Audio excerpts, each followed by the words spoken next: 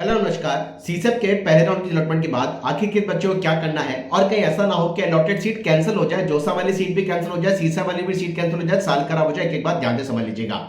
CSC में जो पहले राउंड का अलॉटमेंट आया है उसके बाद में आपको विलनेस के 5 ऑप्शन दिए गए हैं। फर्स्ट ऑप्शन है स्लाइड का, फ्लॉट का, फ्रीज का, सीट सरेंडर करने का और विड्रॉ करने का। ध्यान से इन ऑप्शन को एग्जिट करिएगा, ध्यान से इन ऑप्शन को एक्सेस करिएगा, क्योंकि अगर इन ऑप्शन में से आपने कोई भी गलत ऑप्शन चूज कर लिया तो आपकी सीसा वाली सीट तो जाएगी, जोसा वाली सीट भी जाएगी और आपको बहुत बड़ा नुकसान होगा, साल खराब हो जाएगा। सीसेप काउंसलिंग में जिन बच्चों को किसी भी कॉलेज का अलॉटमेंट नहीं हुआ है उनको आगे के राउंड का वेट करना है। जिन बच्चों को कोई भी नई ब्रांच नहीं मिली है और उनको जोसा वाली सीट अलॉट हो गई है और उन्होंने पार्शियल एडमिशन फीस जमा कर दी थी, उन बच्चों को डॉक्यूमेंट वेरिफिकेशन सब कुछ अगर हो चुका है तो उनको केवल फ्लॉट, स्लाइड और फ्रीज के ऑप्शन को क्लिक करना है। जिन बच्चों को सीसेप के अंदर पहली बार अलॉटमेंट हुआ है उनको आईएएफ सेकंड यानी इंस्टीट्यूट एडमिशन फीस सेकंड जमा करनी है, डॉक्यूमेंट वेरिफिकेशन के लिए डॉक्यूमेंट अपलोड करने हैं और सरेंडर के ऑप्शन, फ्लॉट के ऑप्शन, स्लाइड के ऑप्शन, फीस के ऑप्शन या फिर विलेज के ऑप्शन को चूज करना है। यानी 2-3 कैटेगरी के बच्चे हैं। पहली कैटेगरी का बच्चा वो है जिस बच्चे को कुछ नहीं मिला, उसको कुछ नहीं करना।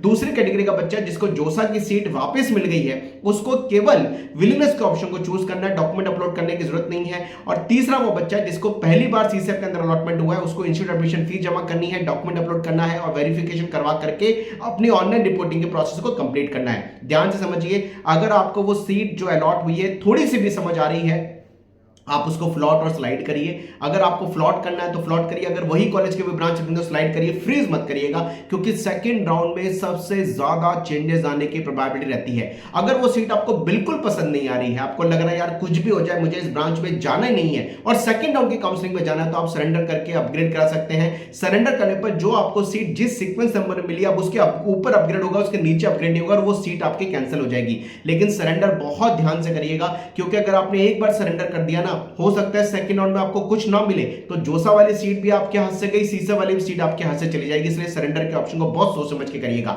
वो बच्चे जिनको ऐसा लगता है यार सीएसएबी में जाना ही नहीं है, पहले राउंड में चेक कर लिया क्या मिल रहा है, सेकंड राउंड में पार्टिसिपेट नहीं करना, वो बच्चा जरूर एग्जिट या विड्रॉ कर ले, क्योंकि सेकंड राउंड में अगर आपको कोई कॉलेज की ब्रांच मिली तो उसका रिफंड नहीं होगा, सारा पैसा आपका डूब जाएगा। तो बच्चों बहुत सोच समझ के 10 अगस्त तक आपको ऑनलाइन रिपोर्टिंग का टाइम दिया गया है। 10 अगस्त तक बहुत सोच समझ के अपना डिसीजन लीजिए कि आपको सरेंडर करना है, विड्रॉ करना है, फ्लॉट, स्लाइड या फ्रीज करना है। इस ऑप्शन में से किस ऑप्शन की तरफ जाना है, एक एक चीज का डिस्कशन करने के बाद ही आप इसके ऑप्शन को चूज करिएगा और जो एक बार आपने कर दिया फाइनल रहेगा, उसमें कोई चेंजेस नहीं आएंगे। बच्चों बहुत सोच समझ के करिएगा। 10 अगस्त तक लास्ट डेट है, 4 दिन का टाइम आपको सीएसईबी काउंसलिंग में ऑनलाइन रिपोर्टिंग में दिया गया है। लेकिन मैं तो सब बच्चों को बोलूंगा क्योंकि सेकंड राउंड में सबसे ज्यादा चेंजेस आते हैं, इसलिए सेकंड राउंड का वेट करना चाहिए। लेकिन अगर आपके पास दूसरे कॉलेज के ऑप्शन अपॉर्चुनिटी अवेलेबल है और आपको लगता है कि ये ब्रांच लेनी नहीं है, तब जाके विड्रॉ या एग्जिट करिएगा। इस चीज का बहुत ध्यान रखिएगा। Wish all the best. नमस्कार।